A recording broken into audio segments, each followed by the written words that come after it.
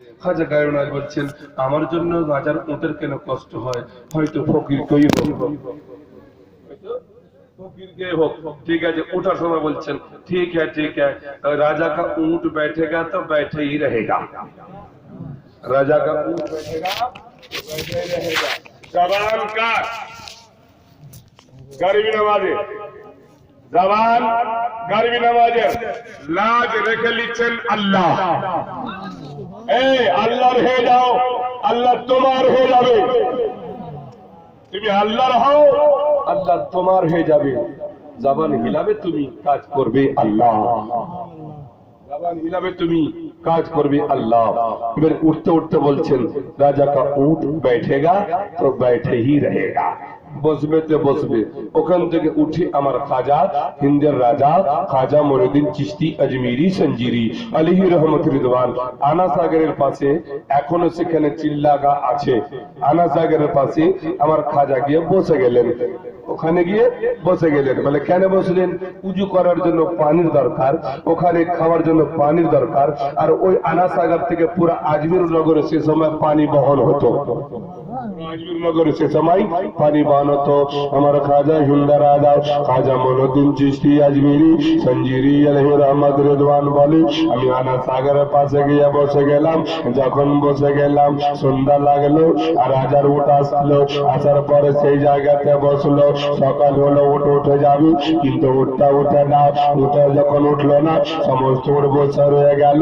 গোলামেরা চিন্তা করলো, গঞ্জালিয়া মারতে লাগলো, উঠ কেন উঠে যাই না? বারে বারে চাকরেরা গোঁজা মারে, ওঠে ওঠে না। উঠ কিন্তু নিজের বলিতে গা গা করে নিজে আওয়াজ করে, রাখালরা ওরা আওয়াজ বুঝে না। এই খবরটা চলে গেল পৃথ্বীরাজ চৌহানের কাছে।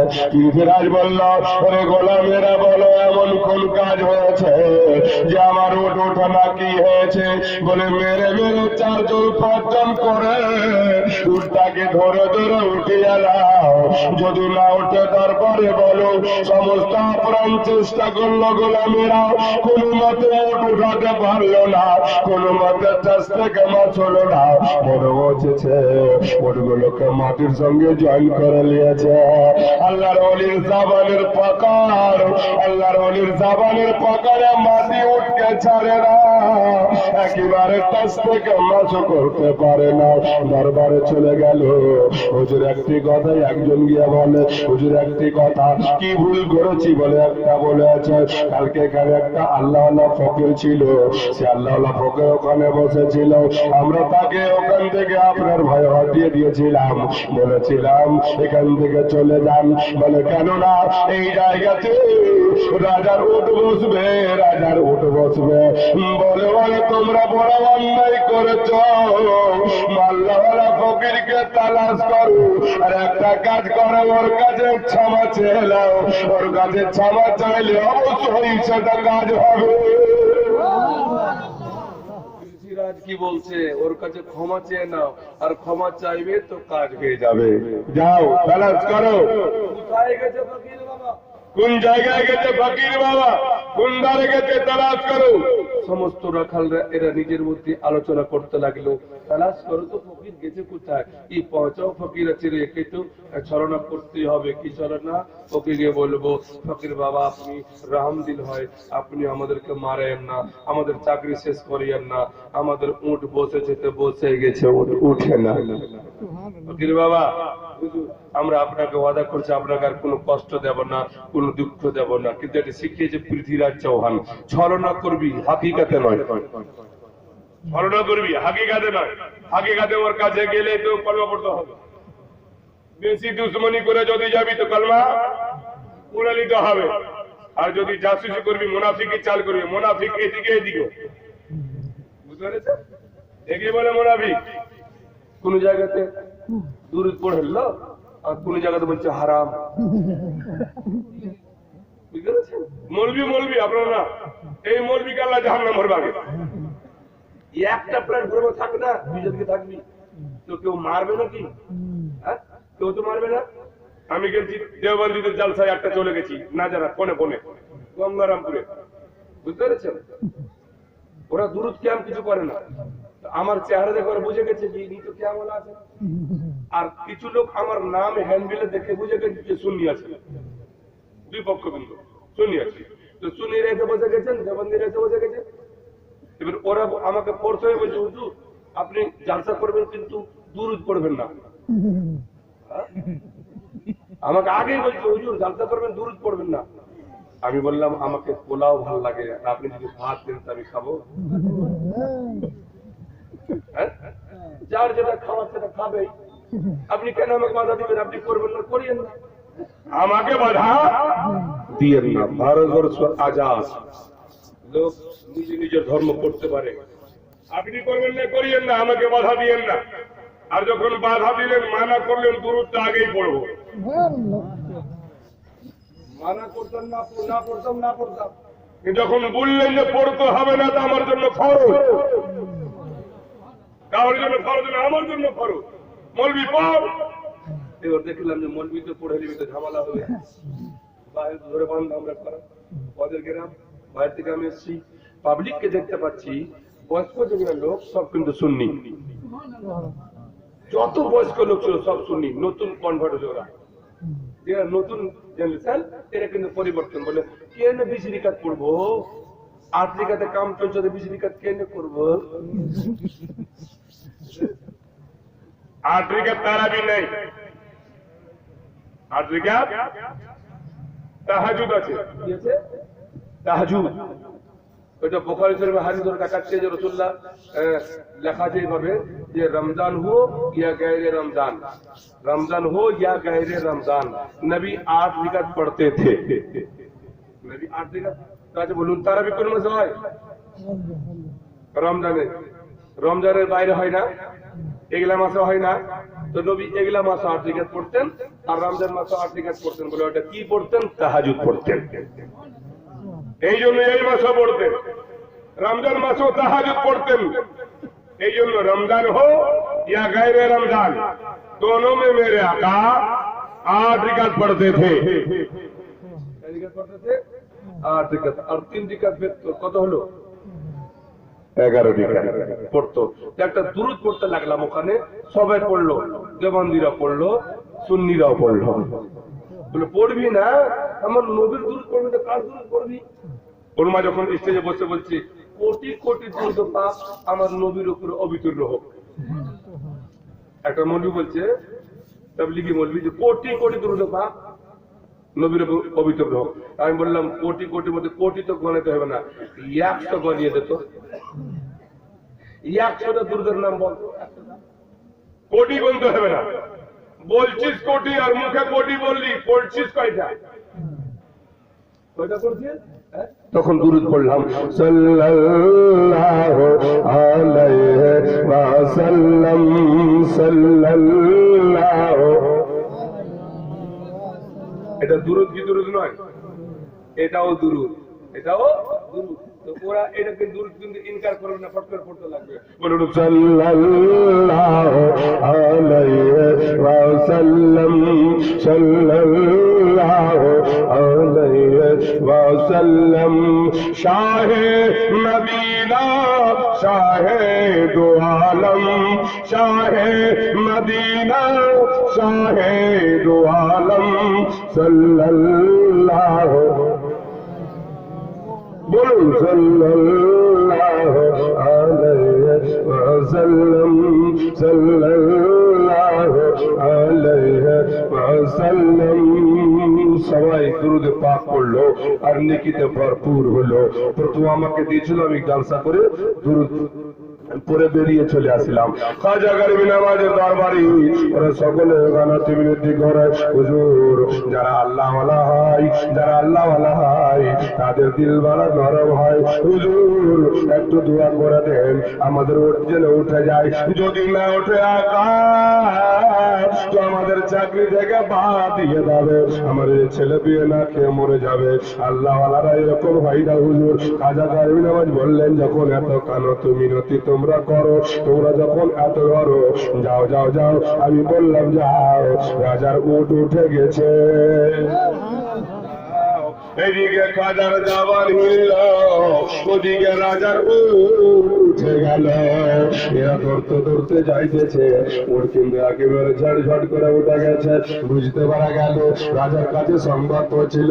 পৃথ্বীরাজ বলল, ও গা শোনো গা, যে ফকির তোমরা যার কাছে নারাজ করেছো ওকে তোমরা হাত ধরো, পা ধরো, ক্ষমা চেয়ে নাও, তোমরা ভুল করেছো, ওর কাছে যেও না, পৌঁছে ও ফকির আছে।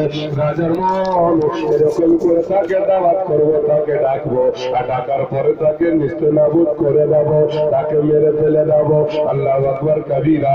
আল্লাহ আমার খাজা গরিব নওয়াজকে এমনি করে মারার জন্য দুপুরবেলা হয়ে গেল, আজান দিয়ে যাবে। খাজা গরিব নওয়াজকে বলতেছে, হযরতে শাদি দে বলে, ও গরিব নওয়াজ, ভারতের মাটিতে জমি তোমার জানা রয়েছে।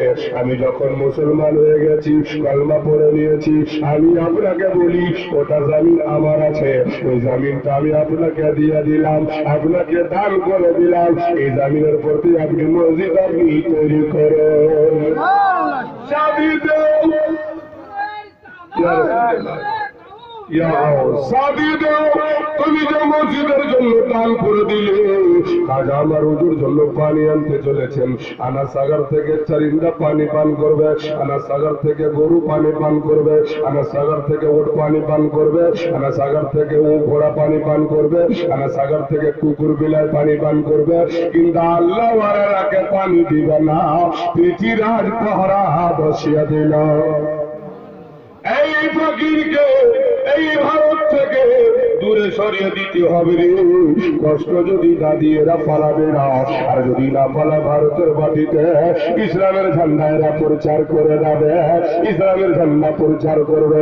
আমার খাজা হিন্দু রাজা খাজা গরিব নওয়াজ বলতেছে, এই অবস্থায় আমি বললাম, শাদি দে, চট করে এসো, এ বাটিটা নিয়ে চলে যাও, পানি নিয়ে এসো, পানি নিয়ে এসো, যাও যাও, বিলম্ব করো না। খাজা গরিব নওয়াজ পানি আনতে পাঠালো। শাদি দেওকে বলল, শাদি দেও বলছি, হুজুর আমাকে পাঠালেন না, আপনার মুরিদকে একজনকে পাঠাও। আমার খাজা বললেন, বাখতিয়ার কাকে শোনো, এই ফখরুদ্দিন শোনো, আমি তোমাকে বলে দিচ্ছি, তুমি পানিটা নিয়ে নাও আর নিয়ে চলে যাও। কোথায় বলো? ওখানে পানি নিয়ে এসো। রাতে খাজাবি খাজা গরিব নওয়াজ যখনই বললেন, বাটিটা নিয়ে চললেন। তাহারা বলতেন, সেনাপতিরা বলতেছিল, তোমরা কি জন্য এসেছো? বলে পানি নিতে। কার জন্য? বলে গরিব নওয়াজের জন্য। কি করবে? বলে উজু করবে। বলে ভারতের মাটিতে নামাজ পড়ার জন্য পানি পাওয়া যাবে না, ইন্ডিয়ার মাটিতে পানি পাওয়া যাবে না, যাও যাও, তোমাদের পানি পাওয়া যাবে না। সে ব্যক্তি ঘুরে আসলো, খাজার সামনে পাটি রেখে দিল। আর দেওয়ার পরে হুজুরকে বললো, হুজুর এ পানি আমি আনতে গেলাম, আমাদের পানি দেওয়া হবে না, আমাদেরকে এখান থেকে নিস্তেনাবুদ করে দেওয়া হবে। আল্লাহু আকবার কবিরা। আল্লাহ খাজা গরিব নওয়াজ বলে, পানি যখন আমাকে পাওয়া গেল না, নামাজের টাইম হয়ে যাইতেছে, শাদি দেও, তুমি যাও, তোমাকে দেখে হয়তো ভয় করবে, তুমি ওখানে যাও, যে পানি যদি না দেয় আমার বাড়িটাকে নিয়ে যাবে, নাহলে ফোরাতের নিকটে আনা সাগরের নিকটে সেগুলো পানিটাকে রেখে যাবে। আর নদীকে বলবে, আনা সাগরকে বলবে, এ আনা এ সাগর বাটিতে চলে আয়, খাজা তোমাকে ডাকলো। শুধু বলবে, এ আনা সাগর বাটির মধ্যে চলে আয়, খাজা তোমারে ডাকলো। পুরা আনা সাগর বাটির মধ্যে সামনে যাচ্ছে, বাটি রেখে দিয়ে একেবারে সেকেন্ডের মধ্যে পানি সুর সুর করে বাটির মধ্যে ভরে গেল। পানি বাটিতে ফুল। শাদি দেও বাটি উঠালো, আর উঠার পরে খাজা গরিব নওয়াজ দরবারে গিয়ে হাজির, হুজুর পানি। এদিকে আনা সাগরে ধুলা উঠছে, আরে পানি নেই তো নেই, ধুলা উঠছে, পান মাটিতে ধুলা উঠছে, সাইন সাইন ধুলা। সমস্ত মিলিটারি বলছে, কি ব্যাপার, আনা সাগরে পানি গেল কোথায়? এত বড় একটা বাটিতে পুরা আনা সাগর কি করে এনে যেতে পারে? এত আনা সাগর কি করে এনে যেতে পারে? আল্লাহ আল্লাহ আল্লাহু আকবার কবীরা। আনা সাগরে পানি আমার খাজা নিয়ে উজু করছেন, পান করছেন, সকল মুরিদগণকে নিয়ে পান করাচ্ছেন, খুব মস্তি করছেন। এদিকে আনা সাগরে পানি নাই, আজমিরের মাথা মুরঝে গেল। আজমিরের লোক, আজমিরের ছেলে মেয়ে, জওয়ান বুড়ো বাচ্চা সমস্ত লোকেরা সেখানকার পানি পান করতো, সেখানকার পানি খেত, উজু করত, গোসল করত, যাবতীয় কাজ আনা সাগরের পানি থেকে করত। আজ আনা সাগরের পানি নেই, সকালে লোক আসছে পানি নেই, ধুলো উঠছে। সেনাপতি সংবাদ পৃথ্বীরাজ চৌহানের কাছে, হুজুর বলে কি আনা সাগরের পানি এক ফোঁটা নেই হুজুর, সব শেষ হয়ে গেছে। এটা কি করে হতে পারে? আনা সাগরের পানি নেই, একদিন, 2 দিন, 3 দিন, কিন্তু ফকিরের সামনে স্যার নত করে না, ফকিরের সামনে স্যার নত করে না। আনা সাগরের পানি খাজা গরিব নওয়াজ দরবারে 1 দিন 2 দিন দেখতে পেলে আজমির নগরের সমস্ত লোকেরা বিল বিল বিল বিল করছে, পানি যদি না পায়, খেতে যদি না পায় থাকতে পারবে, আর যদি এক টাইম যদি পানি না পায় থাকতে পারবে না। পানি এমন একটা জিনিস, পানি না পেলে মানুষের ভিতর শুকিয়ে যাবে। বাচ্চারা যারা মায়ের কোলে বাচ্চা আছে দুধ পান করতো, মায়েদের স্তনে দুধ নেই, দুধ শুকিয়ে গেছে। ছোট্ট ছোট্ট বাচ্চারা খাবার চিন্তা দিচ্ছে, কাফির হতে গেলে কি হবে? আমার খাজার দিনে রহম আছে যাও বলে, আরে এরকম যদি দস্তুর থাকে, নিয়ম থাকে, এরকম যদি বারবার মাসে মাস চলে যায় তো আজমির নগরের কোন মানব বাঁচবে না, সব পিঁপড়ার মতো মরে থেকে যাবে। পানি নেই তো বাঁচবে কি করে? বাচ্চারা মুখ দেখা যায় না, গরুর পিছনে দুধ হতো সেটাও হচ্ছে না, মানুষ সব বিলবিল বিলবিল করতেছে, কেমন করব, কি করব, একে তো পারা যায় না, খাজা গরিব নওয়াজ কে তো পারা যায় না। একটা কাজ করো, যা হবে তো হবে। ফকির বাবা রহম দিদি হয়, আল্লাহ আল্লাহরা হিংসা করে না, আল্লাহ আল্লাহরা কাউকে বাদ দোয়া দেয় না। আল্লাহ হবে গাল দিবেন, মারবেন, কিছু করেন করুন, অসুবিধা নেই, ওরা চলতেই থাকবে। কুত্তা ভুগতা रहेगा और सवारी चलता रहेगा। ঘাম ঘাম করবে লোক, কিন্তু আল্লাহ ওয়ালারা কোনদিন কাউকে বাদ দোয়া দেয় না, দুয়াই দেয়, দুয়াই দেয়, দুয়াই দেয়। খাজা গরিব দরবারে সকলে হাজির হলো, হুজুর আমার বাড়িতে একটা বাচ্চা আছে, তার মায়ের দুধ হচ্ছে না, বাচ্চা জীবিত থাকবে না, হয়তো মারা যাবে। হুজুর 4-5 দিন ধরে পানি পাই না হুজুর, আপনি আমাদেরকে একটু পানির ব্যবস্থা করে দেন। বলে আমার কাছে পানি কোথায়? হুজুর ফকির আল্লাহওয়ালারা যেটা আল্লাহর কাছে বলবে আল্লাহ ওটাই কবুল করবেন। একজনই হিন্দু বলে আল্লাহওয়ালারা যেটা বলবে আল্লাহ ওটা কবুল করবে, কিন্তু মুসলমান ইনকার করে, কোরআন পড়ে ইনকার করে, হাদিস পড়ে ইনকার করে, আর বলে থাকে এরা আবার কি মাজারে যায় না, চাদর চড়ায় না, ফুল চড়ায় না। আমি বলছি মাজারে একটা যদি চাদর থাকে তো দ্বিতীয় চাদর চাপাবেন না। একটা যদি চাদর থাকে মাজারে তো দ্বিতীয় চাদর চাপাবেন না। বলে যদি মেরে থাকেন তো চাদরের পয়সাটা কোন গরিবকে, ইয়েতিমকে, মিসকিনকে দিয়ে দিবেন, কেননা দ্বিতীয় একটা চাদর থাকার পরে দ্বিতীয় চাদর মাজারে চাপানো হারাম। চাদর চাপানো যায় আবার হারাম। ফজল খরচি হবে না, ফজল খরচি থেকে বাঁচতে বলেছে কোরআন বলছে ইন্নাল মুবাসসিরিনা কানু ইখওয়ানুশ শায়াতিন, ফজল খরচ करने वाला শয়তান का बड़ा भाई है। যারা ফজল খরচি করে ওরা শয়তানের বড় ভাই। তো যদি একটা চাদর আছে দ্বিতীয় চাদর মাজারে চাপাবেন না। আর আমরা মাজারে যাই কিনা, মাজারে যে চাদর উপর চাদর, চাদর উপর চাদর, আজমিরে তো আরো বেশি, 5,000 টাকার চাদর, 10,000 টাকার চাদর, 20,000 টাকার চাদর দিয়ে দিই, চাদর চুপলো আর তল যাবে হেরামতুল দোকানে, তল যাবে হেরামতুল দোকানে, বুঝেছেন? এই পয়সা ওরা হারাম কাজে লাগাচ্ছে, বদমাশ। মাজারে শিক্ষিত লোক দেখলাম, আর শিক্ষিত আছে হাদিস করে জানে কিছু, এমনি হয়ে গেছে। বলে আমি খাজার বেটা, খাজার আওলাদ, বলে খাজার বেটা একটাও বেঁচে নাই, আর আওলাদ এখানে নেই। খাজা পাকের আওলাদ 4টা ছেলে মেয়ে ছিল। কটা ছেলে মেয়ে ছিল? 4টা। একটা মাজুব হয়ে গেছিলেন, মাজুর কাছে ছেলেটা মাজুব হয়ে গেছিলেন, উনি হারিয়ে গেছেন, কোথায় গেছেন এখনো সংবাদ নেই। আর বড় ছেলে জিয়াউদ্দিন আর বড় ছেলে ফখরুদ্দিন সরওয়ারী, আজমির নগর থেকে 65 কিলোমিটার দূর, 65 কিলোমিটার সরওয়ারী। আমি অনেকবার গেছি সরওয়ারী। আর বড় তারপরে ছেলে জিয়াউদ্দিন, খাজা জিয়াউদ্দিন ঝালনারা के पास, আজমির নগরে, ওখানে ওনার মাজার, বুঝতে পেরেছেন? হাজার আওলাদ যারা খুশাম ওরা শিয়াপন্থী আজমের নগরে যাবেন, চাদর চাবাবেন না, ফুল নেবেন। এটা জিন্দা না মরা? জিন্দা আছে না? গাছের আছে না? জিন্দা। একটা মরা প্লাস্টিকের হয়, ওটা মরা। প্লাস্টিকের ফুল মালা গলাতে দেওয়া যায় নয়, প্লাস্টিকের ফুলের মালা গলায় দেওয়া যায় নয়। দেখেছেন কোন নেতাকে ফুলের মালা দিতে? ফুলের দেয়, জিন্দা দেয়, মরা দেয় না। আপনারা মরা দিবেন না, জিন্দা দিবেন। ফুল যতক্ষণ পর্যন্ত মাজারে দিবেন ততক্ষণ পর্যন্ত আপনাকে ফেজ মিলতেই থাকবে। फूल देवा जाए, हरी चीज को कब्र में देना जायज है, हरी चीज कब्र में देना जायज है। बुखारी शरीफ हदीस बकरीर মধ্যে রয়েছে, মুসলিম শরীফে লিখেছে রাসূল সাল্লাল্লাহু আলাইহি ওয়াসাল্লাম হযরত জাবিরের দুটি বাচ্চা মারা গেছিল, একজন উপর থেকে পড়ে একজন জবাই করে দিয়েছিল। দুটি বাচ্চাকে একজন জবাই করলো, একজন জোর থেকে উপরে গেল, উপর থেকে নিচে পড়ে গেল, মারা গেল। নবীকে দাওয়াত করেছিল, তাই না? নবীকে দাওয়াত করার পরে নবী আসলেন, এসে নবী সমস্ত সাহাবা খেয়ে নিলেন, কিন্তু নবী যখন খেতে বলছেন আল্লাহর জিবরিল আসলেন, হুজুর আপনি খাবেন না। বলে কেন? হুজুর আপনি খাবেন না। বলে কেন? বলে যতক্ষণ পর্যন্ত জাবিরের দুটি বাচ্চাকে সঙ্গে না বসিয়েছেন খাবেন না। জিবরিল মানা করছেন। আর দুটি বাচ্চা মৃত্যু বটিকে চাদর দিয়ে ঢেকে ঘরের ভিতরে কোনাতে লুকিয়ে রেখেছিলেন।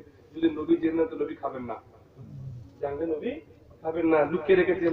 মায়ের দিল স্বামীকে বলেনি, মায়ের দিল স্বামীকে বলেনি। বাস উনি নবী একবার খেতে যাচ্ছেন, মানা।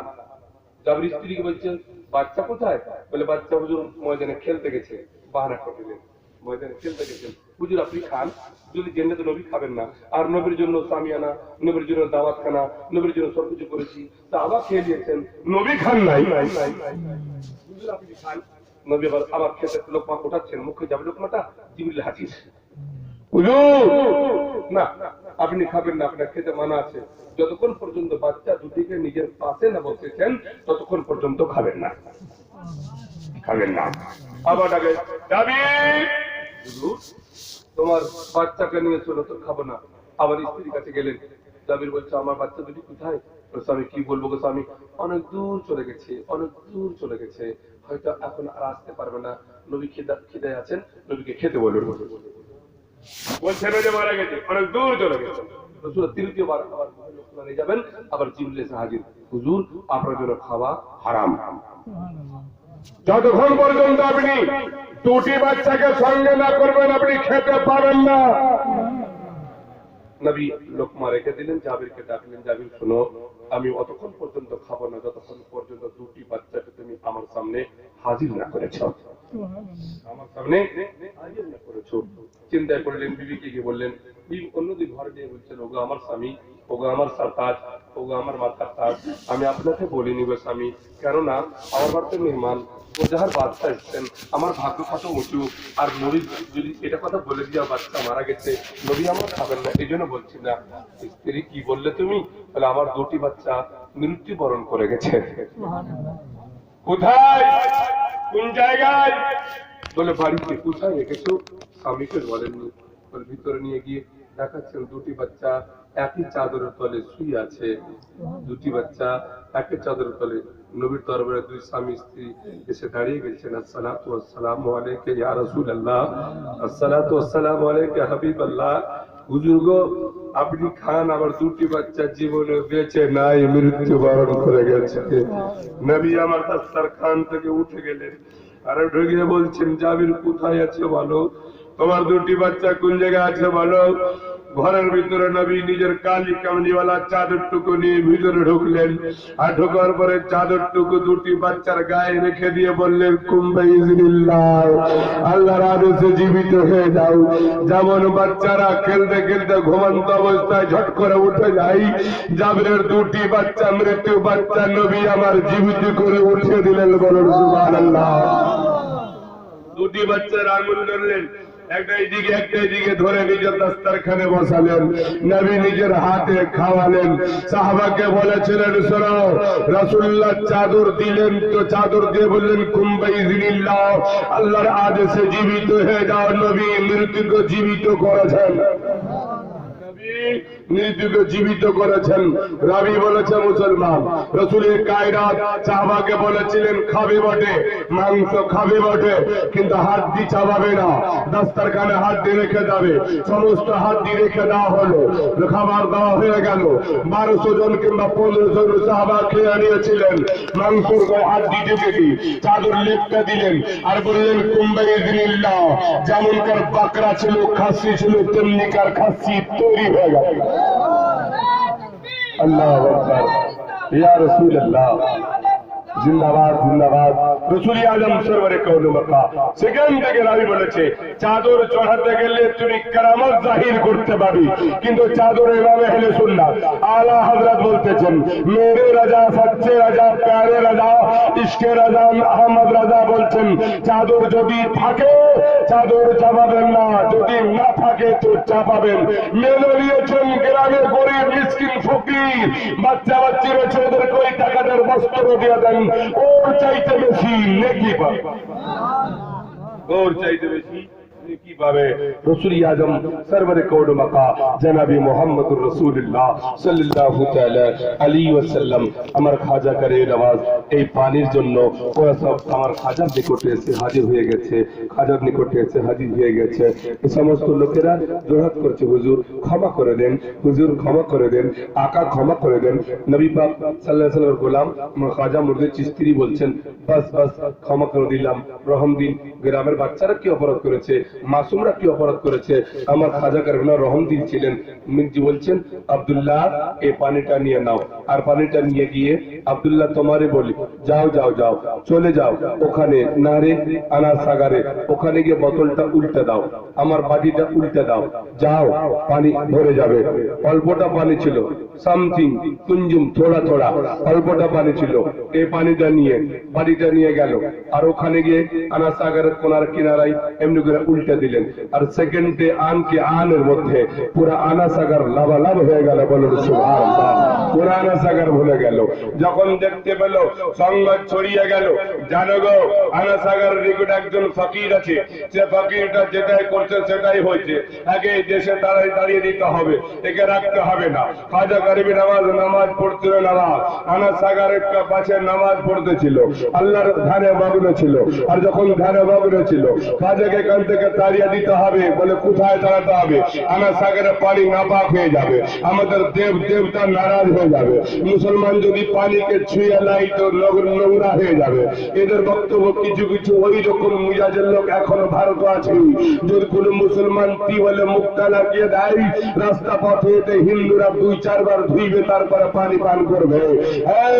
মুসলমান যে জায়গাতে মুখ লাগাবে যদি অসুখ থাকে তো শেফা হয়ে যাবে। আর তোমরা বলো না বাপ, रसूल आजम बोले रसूल आदमी तहूर, सूल मोमिन का जूठा पाक है, सूल आदमी तहूर शफाउल मोमिनीन, एक मोमिन का जूठा दूसरे मोमिन के लिए दवाई है, दवाई। एक मोमिনের জুঠা दूसरे मोमिन के लिए ওষুধ। রাসূলুল্লাহ বলেছেন মুসলমান যদি মুখ লাগায় ওষুধ হয়ে যাবে। আর তুমি বলে মুসলমান মুখ লাগালে নাপাক হয়ে যাবে, না নাপাক হবে না। খাজা গরিবী নওয়াজ ওখান থেকে ওকে ভাগাবার চেষ্টা করে, আনাসাগর থেকে উঠে যাও, উঠে যে কোথায় যাবে কোথায়। খাজা গরিবী নওয়াজ বলছেন আনাসাগর থেকে উঠলেন, আর যেই জায়গাতে আমার খাজার কি আছে, খাজার রওজা আছে, যেই জায়গাটা খাজা পাকের মাজার আছে, আমার খাজা সেখানে চলে গেলেন, শহর দিকে চলে গেলেন, আনাসাগর থেকে গ্রামের ভিতরে চলে গেলেন। এতদিন তো বাহিরে বাইরে ছিলেন, আর যদি নিকটের যে কোনো মানুষ কোন মানুষের পাশে থাকে মহাব্বত বেশি হয় কি হয় না? যত বেশি দেখবেন তত প্রেম বেশি হবে। যত বিরোধী থাকুক একদিন দুদিন আপনার চরিত্রের ভার অটোমেটিক আপনার সঙ্গে প্রেম হবে। খাজা গরিবী নওয়াজ জঙ্গল থেকে চলে গেলেন শহরের দিকে, যেখানে খাজা মাজার আছে সেই জায়গায় চলে গেলেন। আর সেখানে একটা ছোট জায়গাতে ওখানে বসলেন, কিন্তু ওখানে বসে গুনগুন গুনগুন শুরু হলো। ধীরে ধীরে ধীরে ধীরে যত এরা বিরোধী করছে তত যেন ইসলাম প্রচার হচ্ছে, তত ইসলাম প্রচার হচ্ছে। খাজা গরিবী নওয়াজ আলী রহমতুল্লাহ রিজওয়ান ওই আজমির নগরে আছেন, আর ওই আজমির নগরে একজন মুরিদ যার নাম সৈয়দ শাহ আলী, খাজা গরিবী যে মুরিদ সৈয়দ শাহ আলী উনি একটা ইহুদির কাছে কি নিয়েছিল, কিছু টাকা ধার দিয়েছিল। টাকা তখন উনিও ওদের দিকে ছিল, মুরিদ হওয়ার পরে ওলি হয়েছিলেন সৈয়দ শাহ হযরত আলী, আর উনি মুরিদ হওয়ার পরে খাজার কাছে থাকতেন। কিন্তু খাজার দরবারে এসে বলছেন, হুজুর আমার একটা কারজা আছে, সেই কারজাটা আমাকে মাফ করাতে হবে, আমি চললাম কাজে, একটু দোয়া করিয়েন, কাহরে কাজ করবো, কিছু পয়সাটা নিয়ে আসবো আর ওকে দিয়ে মাফ চেয়ে নেব। হকুল্লাহ হকুল ইবাদ, আল্লাহর হক আল্লাহ মাফ করবে, বান্দার হক বান্দা মাফ করবে, চাহে কাফির হোক না, চাহে কাফির যার কাছে টাকা ধার নিয়েছেন তার কাছেই দিতে হবে, বুঝতে পেরেছেন? তার কাছে ক্ষমা চাইতে হবে। তিনি বলছেন, বেটা কাহা যাওগে, কোন জায়গায় যাবে? হুজুর কাজ করতে। আমার খাজা চান না যে উনার মুরিদ নিজের কাছ থেকে অন্য কারোর কাজ করবে, কষ্ট করবে, নিজে কষ্ট করবে, কিন্তু মুরিদকে কষ্ট দিবেন না। আমার নবীর দস্তুর, নবী নিজে সাহাবাকে কষ্ট দিতেন না, নিজে কষ্ট করতেন। করেন নাই? রাসূল আযম সরওয়ারে কাউন মাকা জনাবে মুহাম্মদ আরবি সাল্লাল্লাহু তাআলা আলাইহি ওয়াসাল্লাম আর গোলামের গোলাম খাজা মঈনুদ্দিন চিশতি বলেন, আলী তোমারে বলে শোনো, তুমি আমার যখন বাইরে চলে যাবে, যখন কাজ করতে চলে যাবে, তোমাকে যাওয়া ঠিক হবে না। হুজুর আমি কাজে যাব, কাজ করব। যখন খাজা বলল ঠিক আছে তুমি কাজে চলে যাও, কাজে যখন তুমি চলে যাবে, যাও যাও যেতে বললাম, আমার খাজা যেতে বললেন। রাস্তা যখন বেরিয়ে পড়েছেন, বেরিয়ে রাস্তাতে ওই লোকটা দাঁড়িয়ে ছিল, যে লোকটা টাকা পেত দাঁড়িয়ে আছে খাজা বাবার সামনে। ওই লোকটা আলীর গিরিবান ধরে নিল, আর গিরিবান ধরার পরে বলে দিল, যতক্ষণ পর্যন্ত আমাকে টাকা না দিয়েছ, ততক্ষণ পর্যন্ত তুমি এখান থেকে হিলতে পাবা না। আমার খাজা বলে, আমার চোখের সামনে রে আমার মুরিদের বেইজ্জতি করলো, টাকার জন্য বেইজ্জতি করলো। খাজা গরিব নওয়াজ বলতেছেন, আমি রাস্তার দিকে এগিয়ে গেলাম, রাস্তাতে জোরে সোরে এগিয়ে থাকলাম, একটু আমার গায়ে চাদর ছিল, ওই চাদরটা কোথা থেকে পেয়েছিলেন খাজা? যখন আকায়ে নামদার মদিনার তাজদার জনাবে মুহাম্মদ আরবি সাল্লাল্লাহু তাআলা আলাইহি ওয়াসাল্লাম মদিনা থেকে খাজাকে ইন্ডিয়ার দিকে রওনা করেন, বলেছিলেন, বেটা এ খাদিম যে তোমাকে একটা চাদর দিবে, সে চাদরটা নিয়ে খাজা তুমি আজমির চলে যাবে, এই চাদরের ভিতরে সব কিছু আমি দিয়ে দিলাম। খাজা গরিব নওয়াজ বলে, ওই চাদরটা সেই সময় আমি উড়েছিলাম, আমার গায়ে চাদরটা ছিল, আমার মুরিদকে আমার সামনে বেইজ্জতি করলো, আমি সহ্য করতে পারলাম না, তাকে বলে ফেললাম ছেড়ে দাও, আমার মুরিদকে ছেড়ে দাও। বলি এক কদম হাঁটতে যাব না যতক্ষণ পর্যন্ত আমাকে পয়সা দেবে না। খাজার শরীর থেকে যেন চাদরটা মাটিতে পড়ে গেল। খাজা জাজভাই চলে আসলেন, খাজা জাজভাই চলে এসে বলে, টাকা পানেওয়ালা কত টাকা পাবে? কত টাকা পাবে? যতটা পাবে তোমার বলি, চলে যাও, আমার চাদর থেকে টাকাটা উঠিয়ে নাও, যাও যাও। ইয়া রাসূলুল্লাহ, মেরা খাজা গরিব নওয়াজ বলে, চলে যাও, এই চাদরটা পড়ে আছে, চাদরের নিচে চলে যাও, হাতটা বড় সেখান থেকে বের করে নাও, খবরদার বেশি নেওয়ার চেষ্টা করবে না, খবরদার বেঁচে নেওয়ার চেষ্টা করবে না। খাজার শরীর থেকে চাদরটা মাটিতে পড়েছে, এই বেঈমান মনে মনে চিন্তা করে এর ভিতরে আবার কি আছে, কিন্তু বিশ্বাস ছিল, হিন্দু হতে গেলে ডরপুক ছিল, আল্লাহওয়ালা যেটাই বলে আল্লাহ সেটাই কবুল করে নেন, এই জন্য বিশ্বাস ছিল। চাদরের নিকটে চললো, চাদরটা উঠাতে পারে না, এত চাদর ভারী আছে। বলে ভারী আছে কি দেখতে পেল? রাবি বলে, চাদরের ভিতরে হীরা ছিল, মুক্তা ছিল, চাঁদি ছিল, সোনা ছিল, পুরা পরিপূর্ণ ভর ছিল।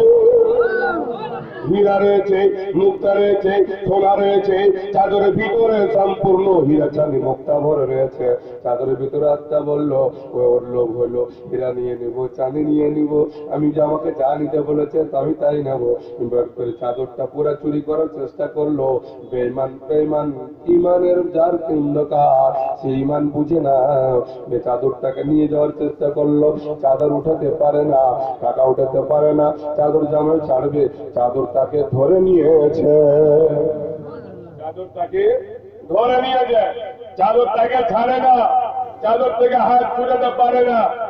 নিয়ত গড়বড় ছিল, সেই জন্য চাদর ধরে নিয়েছে। নিয়ত ব্যাকা ছিল, চাদর ধরে নিয়েছে। খাজা গরিব নওয়াজ দেখছেন আমার যেন চাদর থেকে ছুটে না, চিৎকার শুরু করেছে, মাটির দিকে ধীরে ধীরে গাড়তে চলেছে, মাটির দিকে নিচে নামতে চলেছে, চিৎকার করে বলতেছে, ফকির বাবা, ফকির বাবা, আমি আপনারে বলি আমার গিরিবান ধরেলেন, আমাকে থেমেলেন, আমি ওয়াদা করতেছি আমি জিন্দগিতে আর আপনার গোলামের কাছে পয়সা চাইব না, আপনি আমাকে ক্ষমা করে দেন, আমার যত কার্য ছিল আমি মাফ করে দিলাম। খাজা গরিব নওয়াজ আর বিলম্ব করাইয়েন না, যে কলমাটা আপনি পড়িয়ে মুসলমান করেন সে কলমাটা আপনি আমাকে পড়িয়ে দেন, আমাকে পড়িয়ে মুসলমান করেন। আমার খাজা বললেন, পড়ে নাও লা ইলাহা ইল্লাল্লাহ মুহাম্মাদুর রাসূলুল্লাহ। খাজা গরিব নওয়াজ কাররা দিতে হলো, আমি আমার টাকা ক্ষমা করলাম, আমি মাফ করে দিলাম, আপনি আমাকে মুসলমান করে দেন। খাজা আমার সঙ্গে সঙ্গে কালমা শাহাদাত পড়িয়ে দিয়ে ইসলামের মধ্যে শামিল করলেন।